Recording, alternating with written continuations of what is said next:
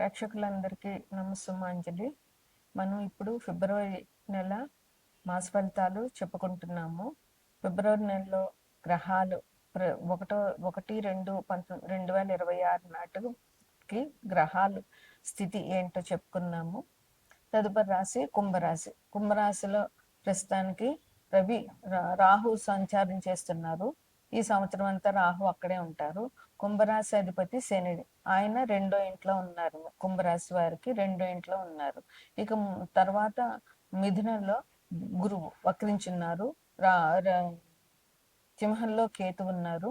ఇక వ్యయంలో కుజుడు, రవి, శుక్రుడు, బుధుడు 4 గ్రహాలు వ్యయంలో ఉన్నాయి. అందువల్ల ఈ రాశి వారికి, ఎందుకంటే వ్యయంలోనూ పాపగ్రహాలు, లగ్నంలోనూ పాపగ్రహం, ద్వితీయంలోనూ పాపగ్రహం, అందువల్ల ఈ రాశి వారికి ఈ మాసం చాలా ఇబ్బందులు అనేటటువంటివి ఉంటాయి. అందువల్ల వీళ్ళు జాగ్రత్తగా ఉండాలి. కుంభంలో ధనిష్ట 3-4 పాదాలు, శతభిషం 4 పాదాలు, పూర్వభాద్ర 1-2-3 పాదాలు ఉంటాయి. అందువల్ల ఈ నక్షత్ర జాతకులు అందరూ కూడా ఈ నెల చాలా జాగ్రత్తగా ఉండాలి. మీకు అకారణ కలహాలు జరిగేటటువంటి అవకాశం ఉంది. ఎందుకంటే పాపగ్రహ సంచారము, వ్యయంలో పాపగ్రహాలంటే చాలా ఖర్చు ఉంటుంది. అందులో కుజుడు ఉన్నారు అని అంటే కూడా అనారోగ్యాలు, యాక్సిడెంట్లు, వాహన ప్రమాదాలు ఇట్లాంటివి జరిగే అవకాశం ఉంది. ఈ మాసంలో మీకు చోర భయం కూడా కనిపిస్తోంది. అందువల్ల మీరు మీ వస్తువులను జాగ్రత్తగా పెట్టుకోండి. ప్రయాణాలు చేస్తే కనుక వస్తువులు జాగ్రత్తగా చూసుకోండి. ఇంట్లో కూడా మీరు ప్రయాణాలు సాధ్యమైనంత వరకు చేయకుండా ఉండండి. ఎందుకంటే చోర భయం ఉంది కనుక మీరు తాళాలు వేసి వెళ్తే దొంగతనాలు జరిగే అవకాశం కూడా చాలా కనిపిస్తోంది ఈ మాసంలో. ఇంకా విదేశీ ప్రయాణాలు చేయాలనుకుంటున్న వాళ్ళకి అనుకూలంగా ఉంది. ఎవరైతే విదేశాలకు వెళ్ళాలని ప్లాన్ చేసుకుంటున్నారో వాళ్ళు విదేశాలకి వెళ్ళగలుగుతారు.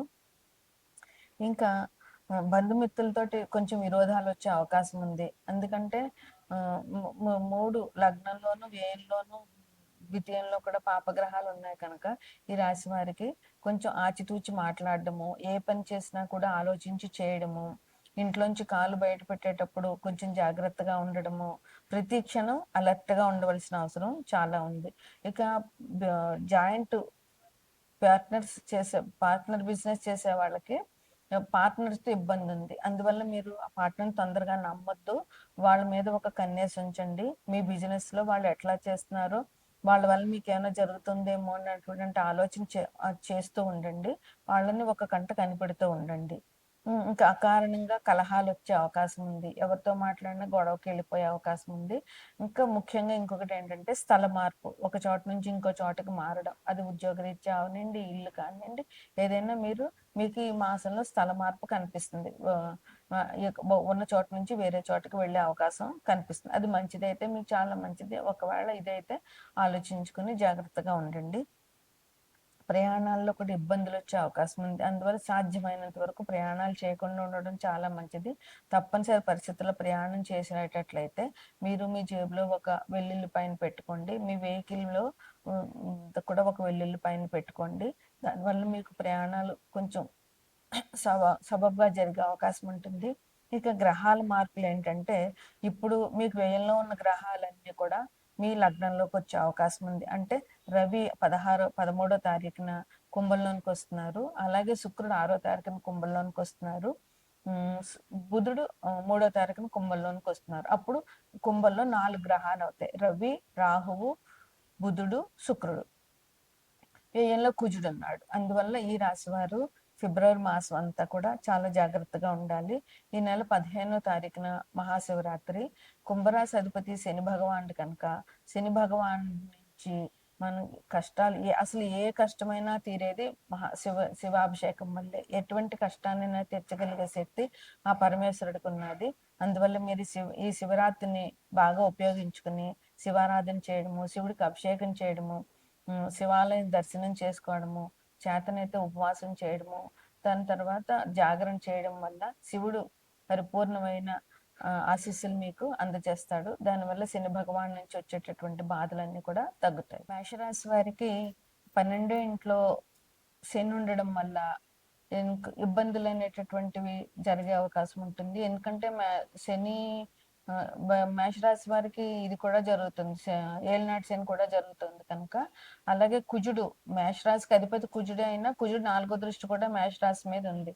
వీరికి ముఖ్యంగా శనికి సంబంధించినటువంటి పరిహారాలు చేసుకోవడం వల్ల ఇబ్బందులు అనేటువంటివి తగ్గుతాయి. అందువల్ల శివాభిషేకాలు చేయడము, శనికి సంబంధించిన హనుమాన్ చాలీసా పారాయణ చేయడము, హనుమాన్ టెంపుల్‌కి వెళ్ళడము అనేటటువంటివి ఈ రాశి వారికి మంచి పరిహారాలుగా చెప్పవచ్చు. ఇక శివరాత్రి రోజున తప్పకుండా శివాభిషేకం చేయడం వల్ల వీరికి శని నుంచి వచ్చేటటువంటి ఇబ్బందులు తగ్గుతాయి. తర్వాత వృషభ రాశి వారికి శని 3వ దృష్టి. శని మీనంలోంచి వృషభ రాశిని 3వ దృష్టితో చూస్తున్నారు. అందువల్ల ఈ దృష్టి నుంచి తప్పించుకోవాలి అనంటే శివాభిషేకం తప్పకుండా చేయాలి. వృషభ రాశికి అధిపతి శుక్రుడు కనుక అమ్మవారిని అయ్యవారిని ప్రార్థించడం వల్ల, వారి పూజలు చేయడం వల్ల వీరికి చాలా మంచి జరుగుతుంది. ఇంకా మిథున రాశిలోనే గురువు ఉన్నారు. ఆయన వక్రించి ఉన్నారు. అయినా కూడా మిథున రాశి వారికి అధిపతి బుధుడు కనుక విష్ణాలయాలు సందర్శించడము, విష్ణు సహస్రనామం పారాయణ చేయడము, అదే విధంగా దత్తాత్రేయుడిది కానీ, సాయిబాబాది కానీ, లేదా రాఘవేంద్ర స్వామి ఆరాధన చేయడం వల్ల వీరికి మంచి ఫలితాలు జరుగుతాయి. తదుపరి కర్కాటక రాశి. కర్కాటక రాశికి అధిపతి చంద్రుడు. చంద్రుడు అంటే అమ్మవారి పూజ చేయడం చాలా అవసరం వీరికి. ఇంకా ఇక్కడ ఎట్లా వచ్చిందంటే ఇప్పుడు కుజుడు, రవి, శుక్రుడు, బుధుడు అందరూ సప్తమ దృష్టితో కర్కాటక రాశిని చూస్తున్నారు. అందువల్ల వీరు విష్ణు సహస్రనామం పారాయణ చేయడము, అమ్మవారి అభిషేకాలు చేయడము, దుర్గా లలితాదేవి కానీ, రాజరాజేశ్వరి కానీ ఏదైనా అమ్మవారి పూజ చేయడము, లక్ష్మీదేవి పూజ చేయడము, అట్లాగే శివాభిషేకం చేయించడము, అభిషేకాలు చేయడం వల్ల ఈ రాశి వారికి ఇంత దృష్టి తగ్గుతుందన్నమాట. తరువాత సింహరాశికి అధిపతి రవి. రవి అనుకూలంగా ఉండాలి అని అంటే విష్ణుని పూజించాలి. ఇంకా సింహరాశికి రాహు 7వ దృష్టి ఉంది, కుజుడు 8వ దృష్టి ఉంది. అందువల్ల కుజుడు దృష్టిని తప్పించుకోవాలంటే సుబ్రహ్మణ్యేశ్వర స్వామి ఆరాధన చేయాలి. రాహు దృష్టి నుంచి తప్పించుకోవాలంటే రాహుకేతువులు పూజ చేయడము, మంగళవారం నాడు దుర్గాదేవి ఆలయంలో రాహు దీపాలు పెట్టడము, ఆదివారం కూడా రాహు దీపాలు పెట్టుకోవడము, అట్లాగే అమ్మవారి ఆరాధన, దుర్గాదేవి ఆరాధన చాలా మంచి జరుగుతుంది అనమాట. సింహరాశి. కన్యరాశి వారికి మీనంలో ఉన్న శని కన్యారాశిలో 7వ దృష్టితో చూస్తున్నారు. అందువల్ల కన్యరాశి వారికి అధిపతి బుధుడు కనుక బుధుడు కోసం విష్ణు సహస్రనామం పారాయణ చేయడము, శివాభిషేకం, శని దృష్టి నుంచి బయటపడాలంటే శివాభిషేకాలు చేయడం చాలా మంచిది. తదుపరి తులారాశికి గురుడు పంచమ దృష్టితో చూస్తున్నాడు. అందువల్ల గురు దృష్టి ఉంది కనుక ఈ రాశి వారికి ఇబ్బందులు తక్కువే ఉంటాయి. అయినా సరే వీరు అమ్మవారు ఆరాధన చేయడము, ఎందుకంటే అధిపతి శుక్రుడు కనుక అమ్మవారు ఆరాధన చేయడము, గురువుకి సంబంధించినటువంటి అంటే దక్షిణామూర్తిని కానీ, రాఘవేంద్ర స్వామిని కానీ, లేదా సాయిబాబాని కానీ పూజించడము. వృశ్చిక రాశికి